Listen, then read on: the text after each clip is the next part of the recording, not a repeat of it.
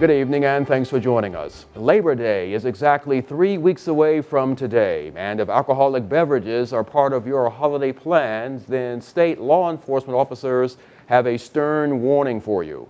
The message: drive sober or get pulled over. WVUA's Jennifer Edwards shows you what's behind this campaign.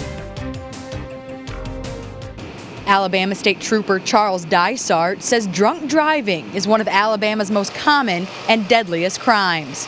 During last year's holiday period, Alabama State Troopers worked 5 fatal crashes in which 5 people lost their lives. Our goal is for that number to be 0.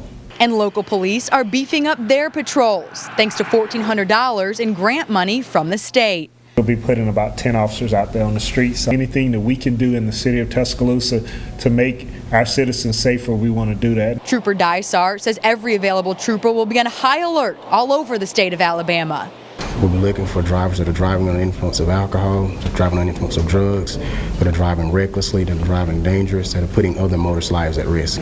And driving under the influence is not the only thing law enforcement will be looking for. We'll have our Batmobiles out at driver's license checkpoints. We're making sure drivers have their driver's license, their vehicles are registered, and that they have insurance on those vehicles.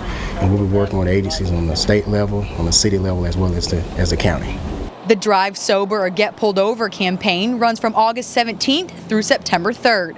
Reporting in Tuscaloosa, Jennifer Edwards, WVUA News.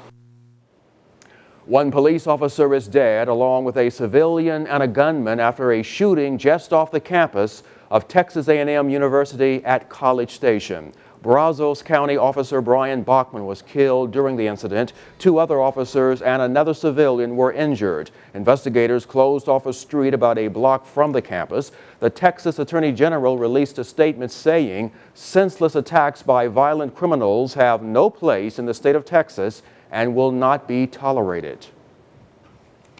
We have no information right now that leads us to believe that there's another suspect that's involved in this. It happened in a residential area. It's confined to that residential area. It has not moved from that area. And so I think we have a very good perimeter around it right now, and we have so much help right now that we're just trying to do the best we can to help out College Station Police Department inside their city limits. And College Station is about 90 miles northwest of Houston, and the shooting is still under investigation. The Mercedes-Benz plant in Vance is now building a new product. Semi-knockdown car kits have been in production since June of this year as part of a new partnership with BLG Logistics. They are startup kits that are shipped to other countries and then assembled. The move will help increase the presence of Mercedes-Benz products in the SUV segment of the market. Stephen Markin, president of BLG, says with this new product, more jobs could soon be on the way. The concept behind it is simple. They are doing this to enable them to sell more cars in those markets they are shipping them to. Whether it's due to government regulation, price point, or whatever the reason is, pure marketing, it allows them to sell more cars, which increases the production. Those kits will be sent to India, Indonesia, and Thailand.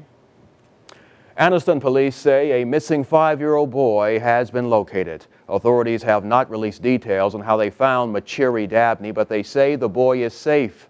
Dabney was with his father as of Monday morning. Police issued an Amber Alert for the boy on Sunday afternoon after his mother called to say the boy had been kidnapped from their neighborhood. Authorities say the child was playing with an older cousin when a man driving a white van with stripes stopped and grabbed Machiri. The cousin reportedly told the boy's mother what had happened, and then she alerted police.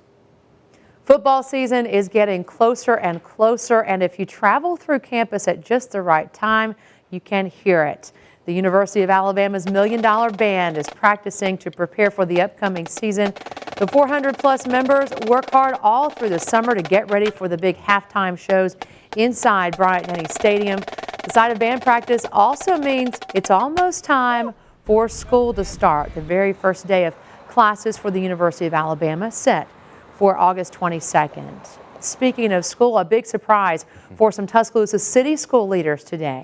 That's right, they were met with cake this morning to celebrate AYP achievement. Superintendent Dr. Paul McKendrick was on hand for the celebration and congratulated the teachers for making adequate yearly progress. Now that's what AYP stands for. The celebration was for the schools who made AYP this year but did not make it last year. Dr. McKendrick told us that he wanted to show his staff how much he appreciates their hard work. I just think that they need something, even though we said thank you and they've done a great job. I think a personal touch like this just is the icing on the cake, so to speak. And along with Central Elementary, Martin Luther King Jr. Elementary, Oakdale Elementary, and Eastwood Middle Schools also had surprise celebrations. And the first day of school is set for next Monday, that's August the 20th.